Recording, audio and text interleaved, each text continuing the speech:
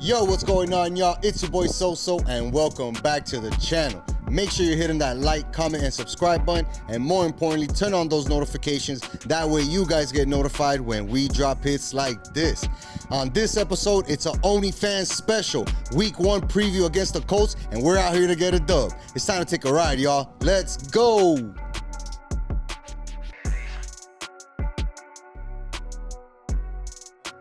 We are back in person. Thank you guys for joining us.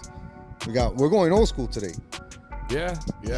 We say old school because we've changed up our methods of recording, and Yes. obviously last week there was a little bit of a production blunder on last week's episode with Vic. Sorry about that to everybody. Shout out to Victor Bermudez for an excellent episode. Shout out to Vic. For those of you that managed to stick around through that interview with the horrible audio, Vic was spitting some knowledge on the Hurricanes that got us right for that game. And it was really crazy how a lot of the stuff that he talked about in regards to the defense, right? Go back and check it out and then go watch the highlights. And everything that he said about the defense was true. It was stingy, it was fast, it was disruptive. They were in their face all night. And even though the Notre Dame quarterback, right, for his first college start, had a great game. He did. He had a great game. When the time came for the defense to step up and get a stop, they did. When they needed a tackle, they did. Yep. When they needed a turnover, they got it. Yep. So what an impressive victory, right? They get ranked. They moved up in the rankings today to 5. Okay, I didn't see that officially. So Yeah, we're man. officially 5. So officially From number 10 to 5 in the AP, right? Huge jump, but I think we will all agree, including Victor, that the challenge now is sustaining that success, right? So keeping the rest of the season at that high level, that high intensity, right? Because if they do accomplish that, then that means that they're really going to get to that next level. They're playing for an ACC championship with a good chance to win it, right? And then besides that, that means that they'll be in the mix as well for the playoffs, right? It's 12 teams this year. If the Hurricanes can get into that, now you're talking about matchups, how far you're traveling, like a lot of things that can come into play that can hurt the Hurricanes, but also favor the Hurricanes, right? Because we know that they have an easy schedule this year. Got to avoid some injuries, and everything else will be great. I think Beck looked great, right? Mm-hmm. Playing with all that pressure coming in, right? And being expected to be that guy. I think he did that. He looked cool, calm, and collect sitting in the pocket. Absolutely. Made some really impressive throws. Yeah. But I think the real standout of this offense that we saw, right, in this first stage, right, because Sunday is the first real chance that we got to see this offense full speed, is that there's some real dynamic playmakers. Let me guess, number 17-year-old true freshman, Yes. Mr. Malachi Toney. That kid is impressive. I mean, welcome to college football. Yeah, dude, and to stamp it, you know what I mean? To stamp it with a touchdown, a great overall performance. He had the first touchdown of the game. Yes, and Beck. yeah, and again, just 17 years old. You said it, coming into his first college game at home, right, in his own city, with tons of his people here watching, and this dude showed up and put on a great performance. Yep. But back to it, right? Like, we just saw a lot of great things from that offense, right? We saw playmakers there, and that offense will continue to get better. But the highlight of that game was the defense. Well, even on the last play, Mesidor got all the way up to Carr and freaking damn near knocked him cold. I understand what you're saying for argument's sake. You know, Hey. I mean, the defense did their thing. Ruben Bain, hell of a game. That kid plays like this all year round. He's going to be first top rounder. 10 pick. First rounder, for sure, right? But the highlight of the game was the one-handed touchdown grab. What an amazing catch. I forget Buddy's name right now. It escapes me. I can look it up. But what a grab, dude. Yeah. But that ties into the playmakers, right? That Cristobal has been able to recruit here. And that's another thing that Victor mentioned on the podcast, right? Like, he mentioned that Cristobal had over 100 recruits there, over 75 blue chippers. Like, that's CJ Daniels. Shout out to CJ. But that's a guy that recruited by Cristobal, came in, makes a big impact, right? Knows that he's playing with a high-level quarterback that's going to put it in the area where it'll allow him to make that play. And now he's living in that fame. I don't want to say fame, but in that mindset of like, anything is possible because of what I accomplished, right? And now everybody's paying more attention to him. Yeah. So much so that we just named 2 wide receivers, and we didn't mention JoJo Trader because he didn't really have a big game. He didn't play that much. Yep. And that was the guy everybody was expecting to see. So really good things for this Hurricanes, right, team. What a great way to start the season. The energy in the building was crazy, right? It was literally coming off the screen. Shout out to my boy Rax and Mark for being in the building. Marsh was there too. Yeah, just a great energy. And Canes fans brought the energy. They brought the energy, and I think that's the same type of energy that the Dolphins are going to need every home game to really make this season be special. And I say special because I don't know, man. At this point, I feel like the Dolphins need to be, I don't want to say perfect at home, but we need to make home an advantage for us like it was back in the day. You know what I mean? Like with the September games, being undefeated in September and all that type of shit. Like, that's what we need to get back to. And I think that comes from a mindset of like, all right, we got to give it our all during these home games and make sure we solidify this fortress. And that way, that'll give the fans the energy they need to cheer us on and give us that energy back. Because, I don't know, man, and a lot of the UN players said it in the postgame on 560, 104.3, shout out my dog Vic, that the energy in the building was like crazy, playoff type, national level type, championship type, because of the noise, because of the atmosphere, because of the energy being given to the players by the fans. The Dolphins are going to need that. Yep. It's easy to do it when you're on the road like they're going to be week one, right? When you're heading into Indianapolis, that team's a little bit in shambles. They didn't really, make their starting QB until like 2-3 weeks into the preseason. Like, they had a bunch of question marks, right? On offense, on defense. So, yeah, it's easy to see us being like, well, we're against the world in this environment, right? Because everybody that's going to that game, that's a Colts fan, they want the Colts to be a good team. We have the expectations. They don't, right? So it's easy to build that up within themselves as a team. But let me tell you something. These type of games are the ones that a lot of teams, they fumble, literally fumble, right? Because it's an opponent that's inferior. It's an opponent that has a lot of questions. Young quarterback, not really, really in tune with the system. Everything is pointing in the favor of the Dolphins. Now you have that pressure of performing and going out there and not only winning this game by squeaking by, right? Like, they can't win this game by kicking a last-second field goal and being like, well, we did our job or feel good about this. No, you got to go out there and smack this team. And you got to beat them by like 17, 14 points.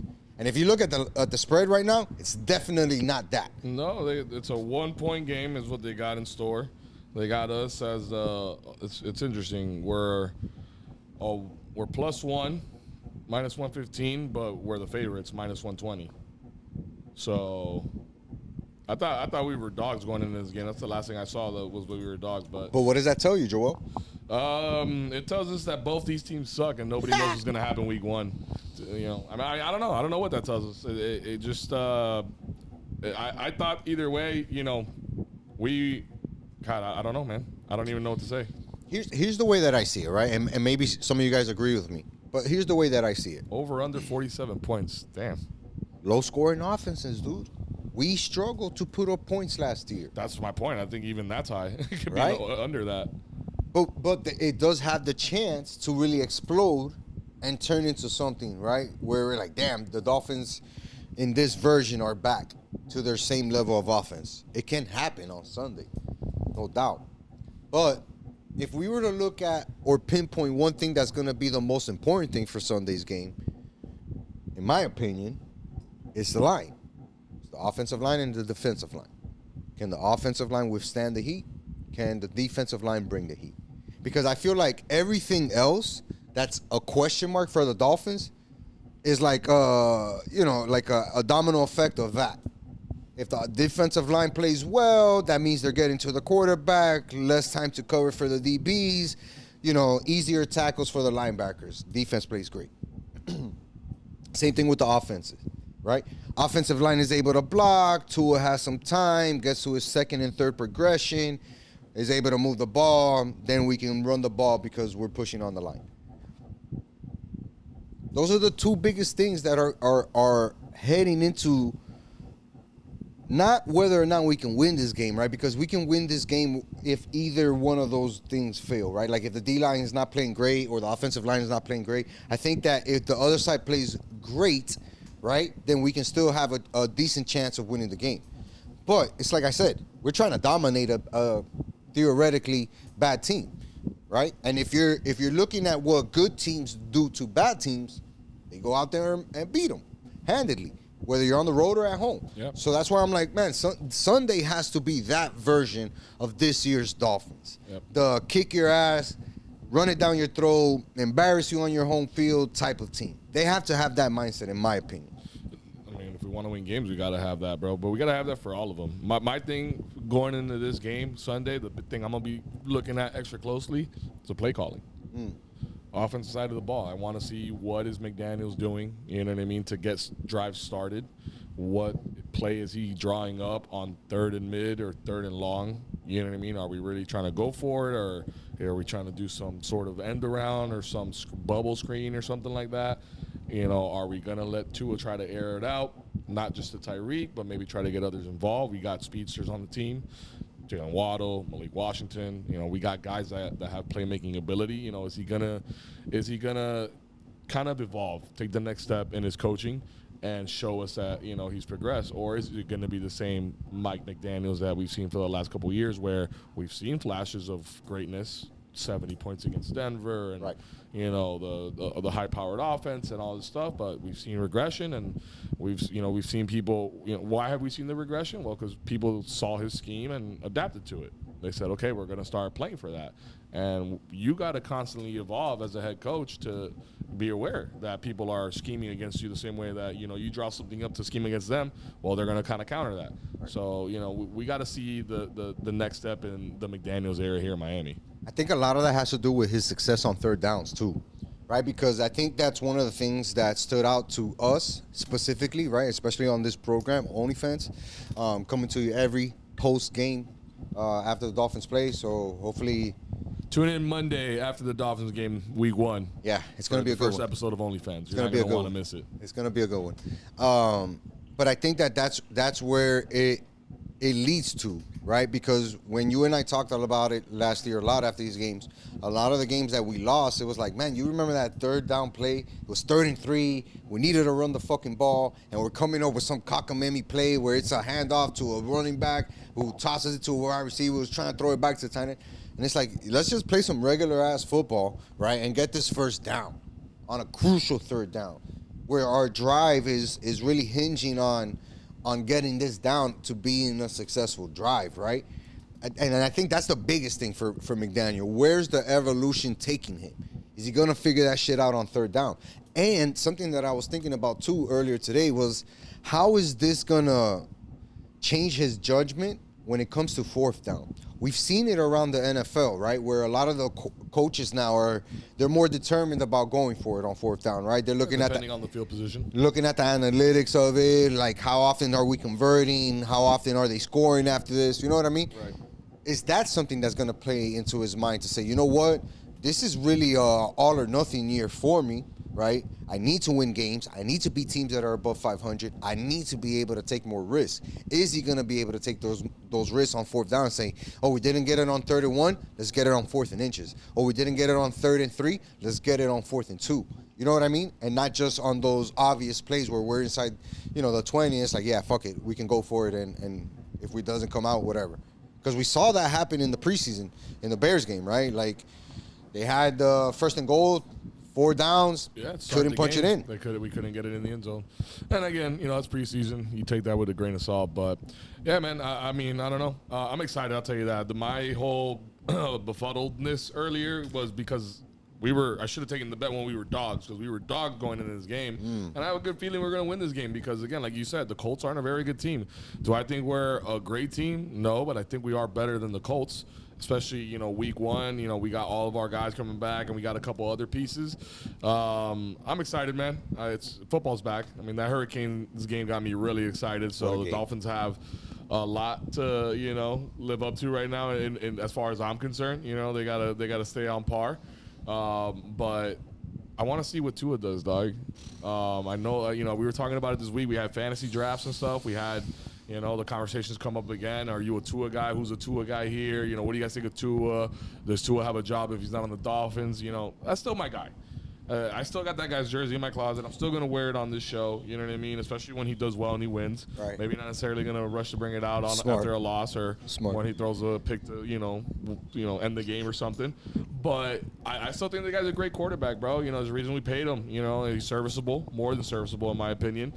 Granted, his injuries are the biggest lingering concern, but if the O-line, like you said, does their job in the trenches this Sunday and the rest of the year, I think that we're going to be just fine with Tua staying healthy. I think so too, because he's shown us those signs, right? Multiple occasions throughout multiple seasons where he can be a really elite quarterback, right? But a lot of things have to fall in place for that to happen. It would be great to say, like, you know what? We're going to expect a new evolution of Tua as well, right? And this guy's going to be doing this, that, and the third. Truth is, we know what Tua is, right? And we know what he's good at, what he's great at, what he's bad at, right? And if Mike McDaniel can do a better job of managing the scenarios that he's putting Tua in to get the best outcome of those three that we said, then this offense will be good. It may not be the number one offense in the NFL, right? And that doesn't necessarily bring you a success, but it can. There's a slight chance, at the highest ceiling, the offense is designed to be essentially the highest. But let me give you a counteract to that, because for last year, a lot of things got to go right. Yes, but let me give you a counter argument to that as well, because last year we saw it with Cincinnati. They were putting up points, but they couldn't stop anybody. Their defense, the secondary was trash. Right? And we kind of found ourselves in that situation in certain games. So, yeah, Tua could come out and ball out on offense, and we're scoring 35 points a game, but it's not going to mean shit if it doesn't help us out on defense or if it doesn't help us win games. So that's why I say, like, it falls on McDaniels to find that sweet spot, right, of how much you turn up. How you're going to call a game. And how you're going to call a game. How are you going to manage the clock. Because that's what's ultimately going to bring you the highest percentage to get the success. Yeah. One of the issues that we had was, we had a lot of great pieces on defense. And then it's like, all right, the defense, they had a little bit of an extended drive, 6-7 plays, managed to get the team off the field. And then the offense would go 3 and out. I mean, okay, fine. Defense goes back out there, gets another one. Offense goes 3 and out. It's like, all right, we have what we just said, potential to be the highest powered offense. How do we have so many 3 and out drives? You know what I mean? Where we can't sustain, we can't build a drive, we can't get anything going. That's a problem. That's a huge problem. If I see a 3 and out to start our first drive, dog, I wonder what the Hard Rock app is gonna have for that, right? I might go crazy, dog. You're gonna be at Grill Sunday. Sorry to dox you and put you out there. I know you're gonna be celebrating with the fam. But you're going to hear me from wherever I am. You're going to hear me yelling if we go 3 and out on that first drive, dog. I guarantee it. I understand the frustration because you know me, dog. I'm there, right? Like, I've been there, dog. With this team, I've been there. I've been there, right? We've all been there. We've been there. But what I would point to and say, like, all right, this is where I think it can change is because Mike McDaniel is that smart to figure out a way to switch it up. To look at everything he did last year, really go through and like scrutinize himself, right, and all his decisions and all the percentages and all that shit, right, because he's kind of a geek in that way, right, as far as evaluating himself and his performances, that he has to find that next level of coaching, right, because if he does, then the potential for this team is immense. It really is. Because not every team has a good quarterback. We have a good quarterback, right? He's better than decent. I don't care what your feelings are about Tua. He's better than decent, right? So we have a good quarterback.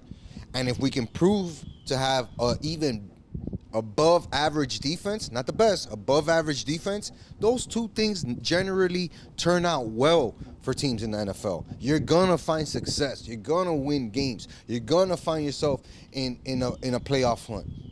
And we were in a playoff hunt last year, but we couldn't put it together because we weren't healthy. Our offensive line had issues. Our play calling was a mess, and our defense was in shambles. Everything that could go wrong went wrong. I'm not saying everything has to go right this season, but the main things have to go right.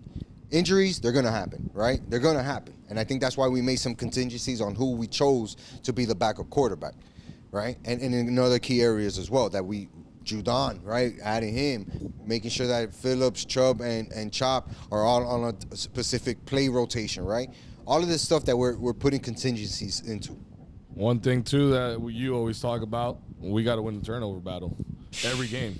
And we have Every it. single game. Everybody, you just mentioned it with Judon. I'm like, that D line, bro. If that D line doesn't produce either a sack or a fumble or both every single game, dog, then we have failed because we have assassins on that edge, bro, and on that D line coming in to get the quarterback. So we have no excuse to not have success and have turnovers and have sacks and stop drives dead in their tracks. And again, we said it multiple times on this podcast throughout as we saw this defense get put together and become stronger and stronger and stronger under Anthony Weaver, right? We saw the additions to the defense. We saw the drafts additions to this defense. Everything was put into this defense to say the defense is our main thing, right? Yeah, the offense is the cool thing. The defense is the main thing, and more importantly, on the defensive line, right?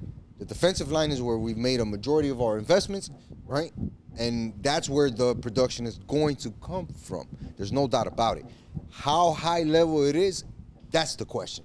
But I think that if those guys can create that pressure, then the turnovers will come, right? Because if you're in the quarterback's face and you're forcing him to throw off his back foot, 90% of the times that's going to be an inaccurate pass, gives our DBs a better chance at making a deflection, a tip into an interception. You get what I'm saying? Like, you're giving yourselves those opportunities to create something.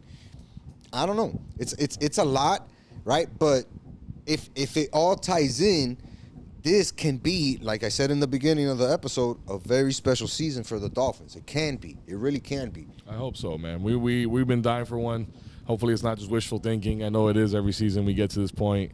That's why a lot of people have jumped ship a long time ago. But Yeah. I'm here for a long time, not a good time when it comes to the Dolphins. For sure. It is what it is. Let me ask you this, though. Going into week one and going into this 2025 season right now, what is the Dolphins' biggest concern in your opinion? I think the Dolphins' biggest concern is the health of the offensive line, right? Because let's be honest, if everything falls on the offensive line, right? If the offensive line can stay healthy, all our guys can play 16 games at least. That means that these guys have gelled. That means that these guys know the cadences. That means that our silent snap counts are going to be better. Our blocking is going to be better. Our run blocking is going to be better. If these guys stay together as a unit, right, for as many games as possible, that can be the best thing that we have. Because then everything else gets built off of that. So that's where I'm like, all right, we need to have the most progress or the most what's the word I'm looking for? Steadiness, right? Consistency. Consistency is in the offensive line. Yeah, I agree. The injuries, though, man, it's like that's riddled us so many times before on that offensive line. I mean, Armstead's now retired. Yeah. So that's kind of one of the guys that was constantly injured ever since we signed him. So he's not there anymore. But, we've also had some other ones. So hopefully we can stay healthy, and I think that'll lead to the success of Tua, which ultimately lead to the success of the offense. But for me, my biggest concern right now is the kicking situation. Oof. Jason Sanders is on IR right now, out for at least the first 4 games of the season. We signed a guy named, I think, Riley Patterson to our practice squad. I think we're expected to sign him for at least the first 3 games. We're a team that normally is in situations where we could use a field goal or two. That's why we paid Jason Sanders a few years ago. And without him being there and this no-name guy that I have no idea who he is, I don't know how I feel about our kicking situation going into Sunday. No, that's fair. And we know that kickers aren't a dime a dozen, right? Shout out to our boy Andy up in New England, who, going to be looking out and rooting for him. But we know that good kickers, consistent kickers, are hard to find. That's why they drafted Andy, right? And a lot of kickers have been getting drafted over the years. Shout out to the new UM kicker who hit a banger on Sunday. Banger. But my point being that I think that in the NFL, you always have to be ready for an opportunity when it presents itself, right? Whether you're a kicker, DB, DL, whatever. It doesn't matter your position. You have to be ready. I think that we've looked for something better than Sanders, right? Because he's been a little bit inconsistent over the past 2 seasons. And I think that this guy, if he comes in with the right mindset, he can take his job. You don't got to be a hero and knock a 65-yarder. Just go out there and be consistent, right? Make every extra point. Don't sweat it. If a 40-plus comes in, make us not sweat it. 50-yarders, go ahead over 60 to 75%. Knock that out. Even if you hit a 61, cool. But just go out there and be consistent, because I think that's something that Jason has struggled with. But special teams should be all right. We got a lot of good guys on the special teams, especially like on punt return and our punter. So the field of play should be in our favor more often than not in games. So that's a good call on the special teams for sure. We had a lot of injuries last year. We've had maybe even some down performances, not necessarily due to injury.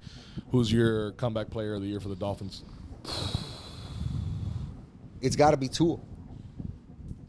It's got to be Tua. He has to be healthy. He has to be efficient. He has to be the same level of quarterback that he was when everybody was singing his praises and ranking him amongst the elite quarterbacks of the NFL. He has to have the biggest comeback out of anybody else, I would say, on the team, right? Because you have a lot of narratives stacked up against you. You have a negative history stacked up against you. Go out there and fight that narrative. You know what I mean? You're the face of the team. You're the leader. You set a lot of stuff publicly in this offseason to kind of cement your role as the leader of this team. Beautiful. I love to see it. Go out there, be the leader. I got two guys. Name me one. How you want to go, offense or defense? You pick. You pick. I went offense, so go defense. All right, so I'll start with the defensive side. I think Jalen Phillips could be a really big comeback player, man. I think he would have had that year last year if it wasn't for yet another so injury. late in the season too, though. Fuck. So, I mean, if history repeats itself, it's probably not the best pick, but I think the kid's gonna have a great year. I'm talking like double-digit sacks. If he stays healthy the whole year, I can see Jalen Phillips walking away with double-digit sacks this year, 10, 11, maybe 12 sacks. Absolutely. Wouldn't surprise us. So I can see him being a comeback player of the year for sure, and he's probably my favorite. The other one, there's a lot more question marks around. It's not even necessarily health. It's where his head's at, right? Tyreek Hill. You know, he had such a phenomenal season 2 years ago, his first year with the Dolphins, and 2 years ago, and then last year, the first game, the arrest situation or whatever, and then, he had a decent game, but then kind of was really lackluster the whole season, and then the way the season ended, questions about whether he wanted to be here or not. Then they announced the captains for this Sunday's game, and Tyreek Hill was not included as a captain, which says a lot about sentiments around the team. So, plus he has off-field stuff, the divorce and the settlement and all that stuff. All those kids. Yeah, so I'm thinking one of two things. Either he got all these distractions. It's going to be a continuation of last year, right? We're just going to rinse and repeat, or hopefully he's a competitor and he knows that he's got a lot of kids to feed and wants to go out and try to earn another bag. So at some point in the future and stay healthy. And wants to earn that captain and the respect and, all that stuff. Hopefully he has all that stuff. And the only way to go out and do that is to be the number one guy on the field again. To make sure you're the cheetah, the guy that everybody's talking about on Sunday as far as this is the guy that helped Miami win and, all that good stuff for Tyreek. I think for Tyreek, right, it's going to be a test of character. Athletically, we know what he can do, right? It's not a secret. Everybody knows what Tyreek can do, right? And if those things that we were talking about throughout this episode come to fruition, then he's going to be a big part of this offense. He's going to be a big part of this success, right? Because for some portions of the offense, it is built and tailored to his specific skill set, right? So, yeah, production-wise, I don't expect anything crazy. I expect normal Tyreek. But I say character-wise because of those things that you mentioned, right? Where you don't get voted as one of the leaders in the locker room because people don't feel like your voice, portrays that leadership. You have to go out there and be one of the guys that does it quietly, right? Where you're not talking a lot in the media. You're not talking a lot after games. You're going out there and putting up your 9 catches for 115 yards with a touchdown performance week in, week out.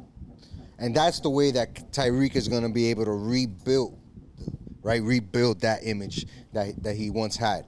I think this opportunity is ripe and the timing is right because if he can show that remorse, right, and kind of like get himself into the good graces of the team again under Tua's leadership, that's an important key factor. Under Tua's leadership, then this team is going to progress.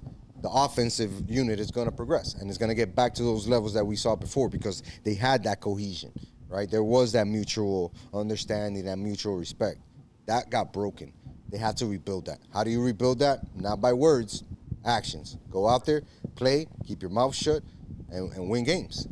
Support your guys, and that's the way, you know. And I think Tyreek Hill in this age and in this date, he knows that.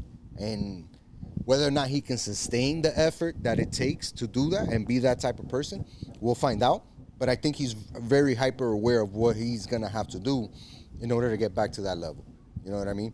And not just for himself, for the Dolphins too. Let's be real. You mentioned it. He wants another bag. There's no way you get another bag in the NFL where your high level of skill set without being known in some way, somehow, a good guy. A guy that you can be in the locker room. A guy that people want to have in the locker room. It's going to be harder the older you get. All right? So hopefully he recognizes that and we see that come to fruition. Yeah, and if not, we need Jalen Waddle to pick up the slack and be the next man up. I think that there's been talks about him having a good offseason and a good camp. Yeah. And he's looked great, right, in all those workout videos. And we didn't really see too much of him in the preseason. But not just Jalen Waddle, right? I think that we can point out to a lot of players on both sides of the ball, right, where this year is going to really dictate if they're here moving forward or not. I think that this franchise has made some significant stances, right, to say we're moving in a different direction. We're no longer putting up with X, Y, Z. We saw it with that Tyreek shit. We saw it with the contract stuff with Sealer and whatnot. So we've seen this franchise, this general manager, this coach move in a different manner than we've witnessed in the last 3 seasons. So let's see. Let's see how it works out. But it's definitely going to be entertaining. We're going to be watching, especially game 1 on Sunday against the Colts. I'm with you, bro. If we're talking about predictions, I got the Dolphins winning big, bro. Like 14, 17 points, dog. They got to go out there and put that performance out. They have to. I don't know how big of a marginal win by, but I definitely got us winning. Yeah, man. What about any other predictions for the season? Anything else that you foresee to come, or anything else no, you want to give your take on before? I don't want to do a season prediction just yet. I want to give this team the first 4 weeks. I never do this. I want to give this team the first 4 weeks to show me through their actions what has changed. Because it'll be easy to point out for all of us, right, to look at this team those first 4 weeks and be like, same old Dolphins, same old Dolphins, same old Dolphins, same old Dolphins. It'll be extremely easy for us, right? But I want to see, after those first 4 weeks, what has this team shown us? Because I think that's really going to set the standard for the rest of the season, right? Including our show. Is it going to be a happy-go-lucky, positive show week in, week out? Or are we going to stop doing it halfway through the year? We're not going to stop, but we'll stop. It definitely won't be like this, all happy and shit. I'll tell you that much. It'll be a whole lot of different vibes. It's going to be a lot different. It's going to be a lot different. But we're here for it, right? And I think you guys are here for it as well. We've seen the response that everybody has shown us with OnlyFans, right? Got a lot of cool shit that we want to do for you guys this season. I think it's going to be a great season. It could be an even... I'm going to just say a special season, right? We don't want to talk about specific accolades. Special season. It could be. It could be. Right now, I feel like the sentiment, I don't know, I feel like I have a pretty good finger on the pulse of the Miami Dolphins fan base. Yep. And for the most part, for the overwhelming majority, I think, are the skeptics, are the people that are like, same old Dolphins are going to suck this year.